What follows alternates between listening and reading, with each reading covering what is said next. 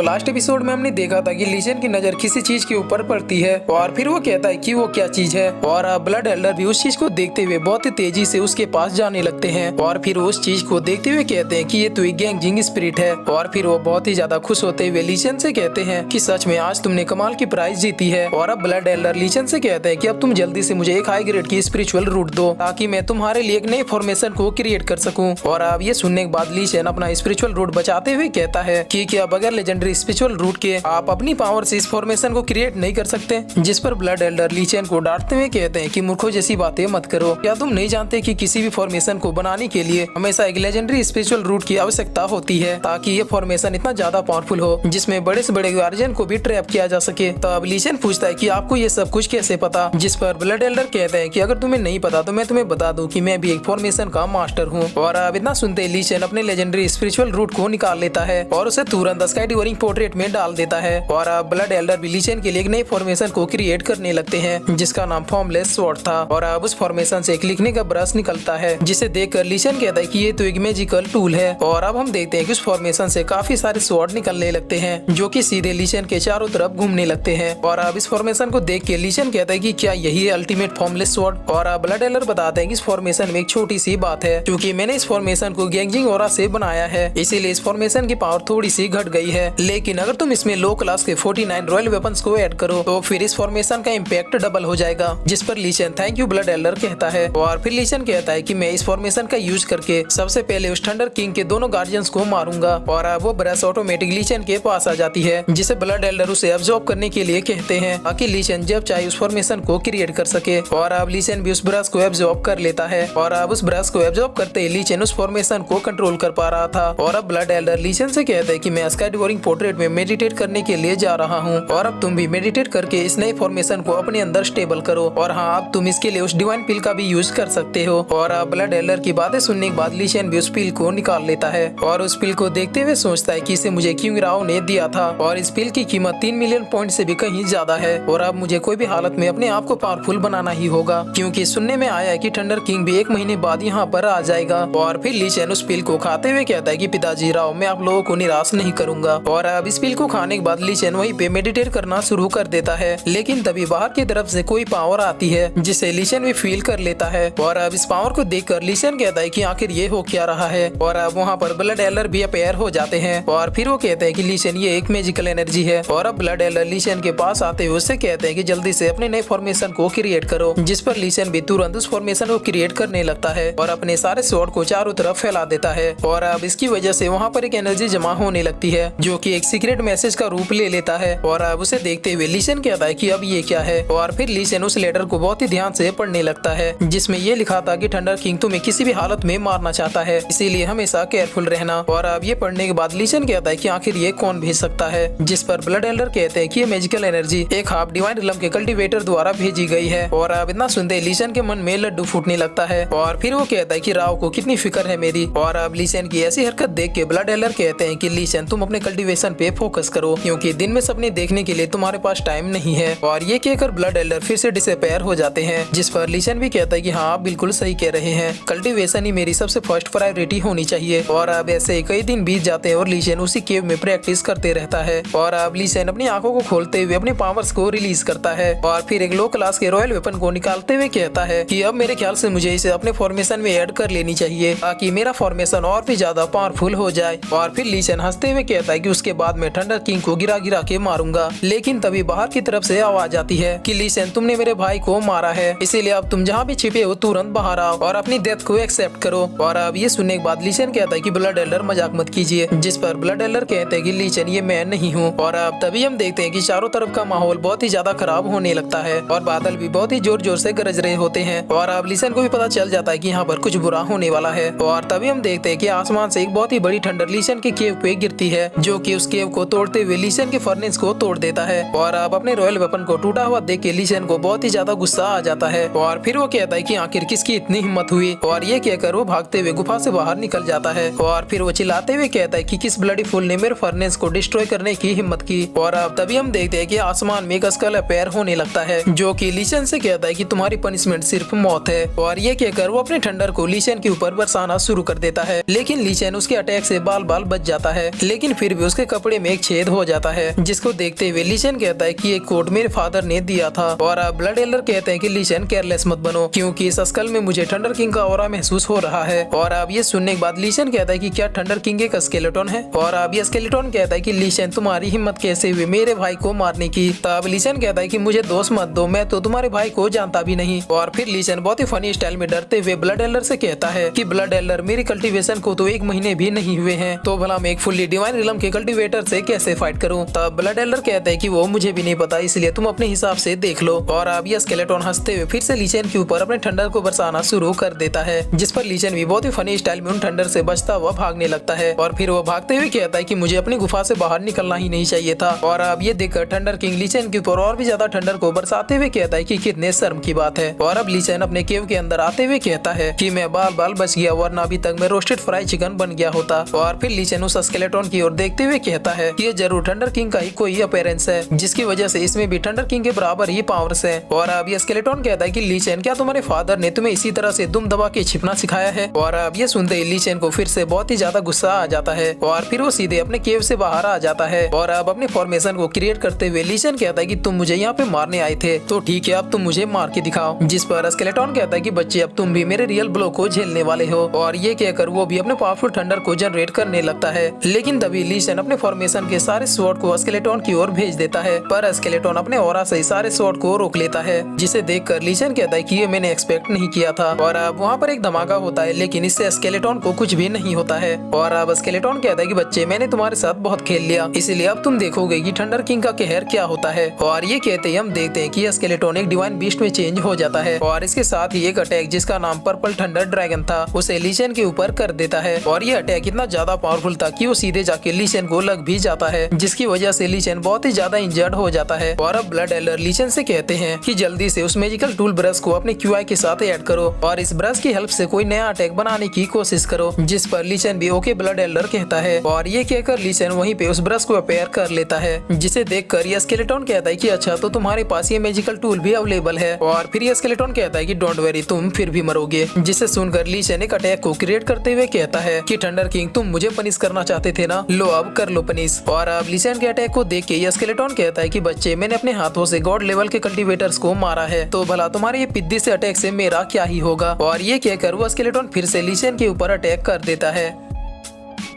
और फिर इसी के साथ ये एपिसोड यहीं पे खत्म होता है। तो गाइस मैं जानता हूँ कि स्काईलॉर्ड का न्यू एपिसोड आ चुका है, बट हर जगह उसकी क्वालिटी 360p है, जिसकी वजह से मैंने अभी तक उसे एक्सप्लेन नहीं किया है, क्योंकि जब इस एपिसोड के लिए इतना दिन वेट किया तो फिर कुछ दिन और सही, क्योंकि अगर क्वालिटी अच्छी नहीं रहेगी तो फिर देखने में भी मजा नहीं आएगा। और हाँ, जैसे ये एपिसोड क्वालिटी में आता है मैं इसे एक्सप्लेन कर दूंगा।